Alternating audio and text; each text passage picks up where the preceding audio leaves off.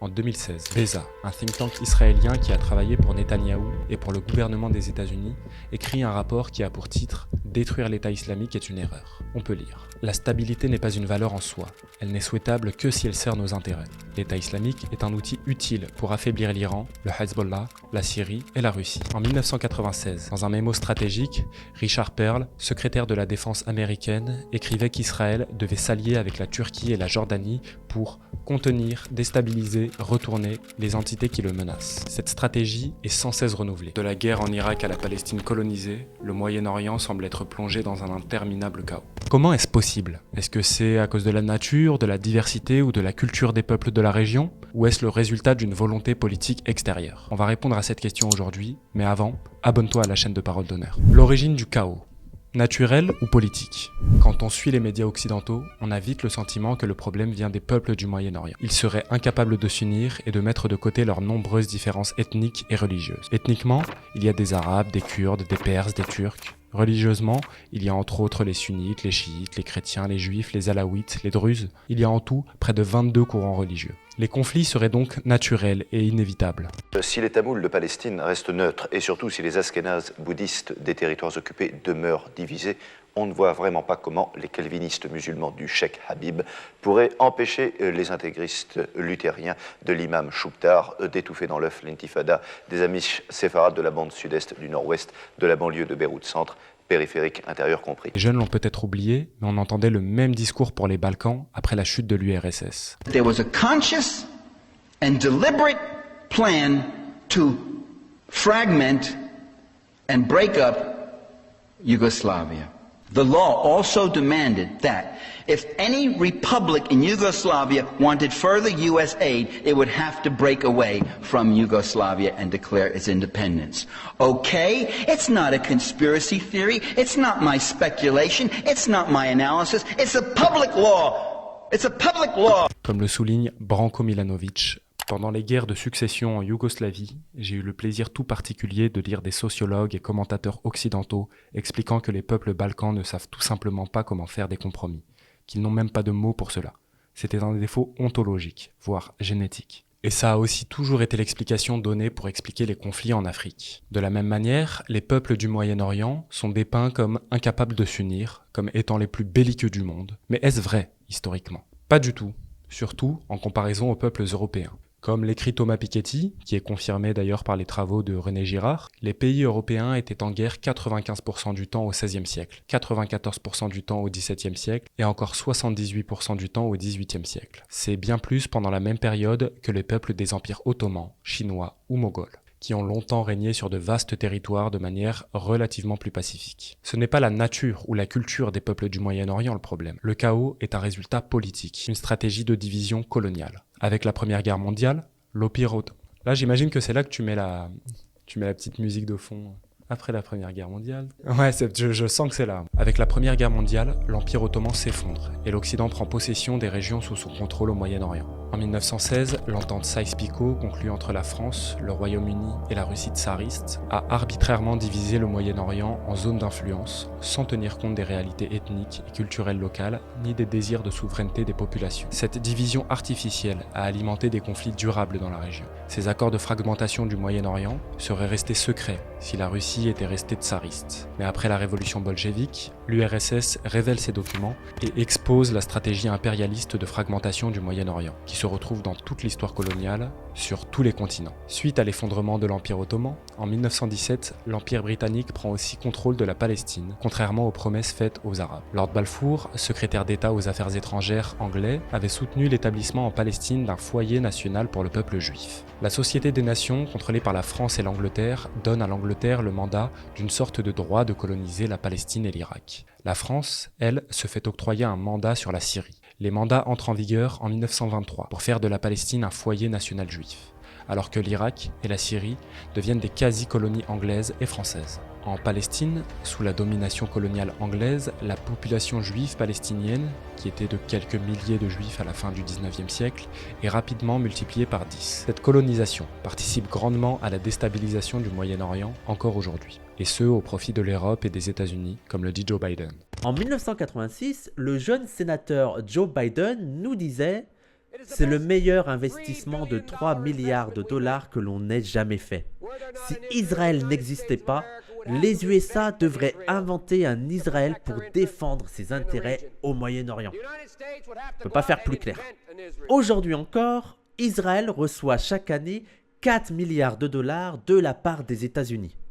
Et ça, c'est sans compter les centaines de millions de dollars d'aides privées données par les églises évangéliques pour financer la colonisation israélienne.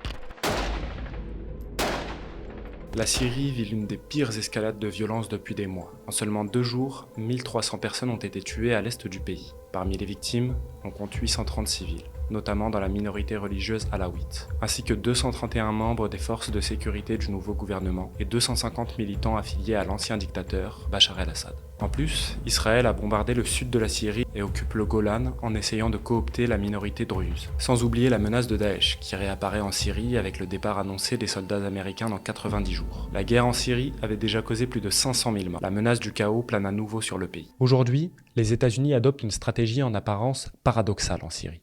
Diplomatiquement et médiatiquement, les États-Unis semblent préférer le dirigeant al-Joulani à Bachar el-Assad. Pourtant, Joulani est un ancien dirigeant de Daesh et d'Al-Qaïda dans la région. Le FBI promettait une prime de 10 millions de dollars pour la capture de Joulani.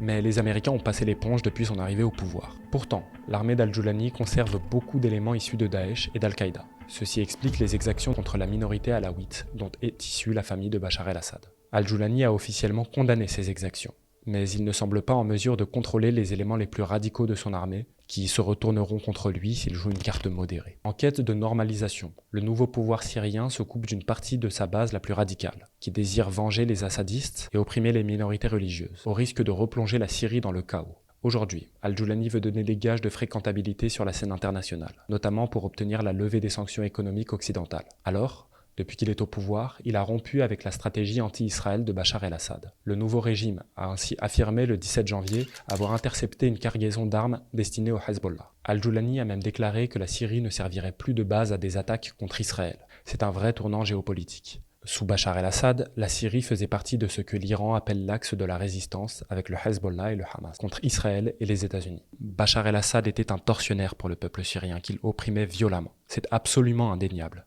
Ce n'est cependant pas pour cette raison que les États-Unis soutenaient des groupes d'opposition politique en Syrie. C'est parce que Bachar el-Assad, bien que moins véhément contre Israël ces dernières années, constituait encore un maillon de la lutte contre l'État sioniste au sein de l'axe de la résistance, donc contre les intérêts occidentaux dans la région. C'est pourquoi la CIA finançait à hauteur de plusieurs milliards de dollars l'opposition syrienne modérée, quitte à armer indirectement des groupes liés à Al-Qaïda. Israël et la stratégie du chaos. Toutes les concessions d'al-Joulani ne semblent pas suffire à calmer les ambitions expansionnistes d'Israël, qui a intérêt à faire de la Syrie un État défaillant, ou failed state, instable et fragmenté. Lors d'une cérémonie militaire en décembre 2024 dans le Golan syrien annexé, Benyamin Netanyahou a affirmé son soutien aux minorités syriennes, notamment les Druzes. Il s'aligne ainsi avec son ministre de la Défense, Israël Katz, qui veut renforcer les liens avec les populations amies et veut autoriser les minorités druzes syriennes à venir travailler dans le Golan occupé par Israël. Les premiers druzes ont déjà commencé à venir. Le même Israël Katz a qualifié Joulani de terroriste djihadiste. Si pour Israël, al-Joulani est préférable à Bachar el-Assad, la Syrie reste un ennemi potentiel qu'il faut affaiblir. Et Israël applique cette politique de division depuis longtemps, comme en témoigne par exemple son soutien passé aux factions minoritaires phalangistes chrétiennes au Liban contre le Hezbollah ennemi. Israël a cette politique-là parce que ça les arrange d'avoir des minorités plutôt qu'une masse arabe unie et aussi des pays avec toutes leurs composantes qui sont unies. Israël a cette volonté, elle l'a mis en place au Liban, ça n'a pas marché. Et aujourd'hui, elle tente de reproduire ce schéma avec les Druzes. Le problème, c'est que ça prend pas. Voilà, ça prend pas parce que les Druzes, ils ont une idéologie arabe quand même bien installée, malgré leur réticence et leur méfiance des islamistes tels que tous les éventails d'islamistes qu'on peut trouver, et ceux qui sont aujourd'hui au pouvoir à Damas, ils ne sont pas prêts à tenter d'éclater la Syrie parce qu'ils savent pertinemment que ça veut dire relancer une guerre civile, même s'ils vont avoir une des forces militaires les plus puissantes de leur côté, ça va leur coûter très cher. Parce qu'il y a des Druzes qui vivent dans des quartiers métissés, Donc qu'est-ce qui va arriver à ces gens-là? Turquie et FDS, un double soutien contradictoire au-delà d'Al-Jolani et de HTS. Il y a d'autres contradictions apparentes dans l'implication des USA dans la région. Les États-Unis soutiennent la Turquie, qui est membre de l'OTAN et qui a largement contribué financièrement et militairement à la chute de Bachar el-Assad et à l'expansion des groupes djihadistes wahhabites. Mais les États-Unis soutiennent aussi les forces démocratiques syriennes, FDS, en Syrie pour contenir Daesh. Or, la Turquie d'Erdogan s'implique en Syrie précisément pour combattre les FDS, qui incluent les forces kurdes, et Erdogan est accusé de collaboration passive avec Daesh. Quelle est la logique de ce double soutien contradictoire? C'est une logique de division et de domination, pas celle d'un combat idéologique pour défendre la démocratie ou combattre l'islamisme. C'est une stratégie historique de trahison. Les États-Unis et leurs alliés ont soutenu les dirigeants qu'ils ont ensuite combattus. Oussama Ben Laden a été soutenu contre l'URSS avant d'être combattu par les États-Unis. Saddam Hussein a bénéficié du soutien occidental contre l'Iran avant de devenir un ennemi juré. Mais la France aussi pratique ce genre de trahison politique. Cette stratégie de trahison répétée n'a évidemment rien à voir avec la défense de la démocratie, des droits de l'homme, du combat contre l'islamisme ou du djihad mondial. Il s'agit uniquement de favoriser les petits acteurs faibles contre des acteurs plus forts qui pourraient devenir prédominants et trop menaçants. La doctrine Wolfowitz. Chercher à rester l'acteur le plus fort, c'est la doctrine Wolfowitz, une doctrine militaire américaine promue après la chute de l'URSS qui stipule que, au Moyen-Orient et en Asie du Sud-Ouest, notre stratégie globale est de rester la puissance extérieure prédominante dans la région et de préserver l'accès des États-Unis et de l'Occident aux ressources de la région. La logique est claire, diviser pour mieux régner, en soutenant systématiquement l'adversaire le plus faible contre l'adversaire le plus fort. Ainsi, les alliances se renversent rapidement lorsque les petits acteurs deviennent à leur tour trop puissants. La seule idéologie des États-Unis est de rester l'acteur le plus fort partout dans le monde. Les droits de l'homme, la démocratie, ça passe après. C'est cela qui amène la situation de chaos permanent au Moyen-Orient. Et c'est pourquoi nous devons refuser toutes les ingérences des puissances impérialistes de nos pays au Moyen-Orient, même quand elles prétendent soutenir des peuples contre leur régime. Cela sert toujours à alimenter le chaos.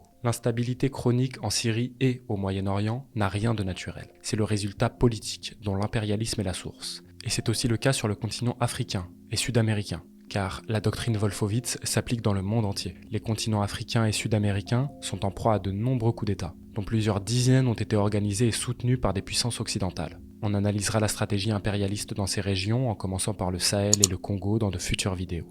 Abonne-toi pour ne pas rater ça. Si cette vidéo t'a aidé à mieux comprendre la situation, partage-la autour de toi et fais-nous un don sur Tipeee pour nous aider à continuer à produire ce type de vidéos. Pour nous soutenir, vous pouvez également vous procurer le numéro 3 de notre revue Nous, qui s'appelle Petit Blanc, Fascisme ou Révolution. On y aborde différentes thématiques proches de celles qu'on a abordées dans cette vidéo, et on y présente notre théorie politique. Lisez-la avant de nous critiquer.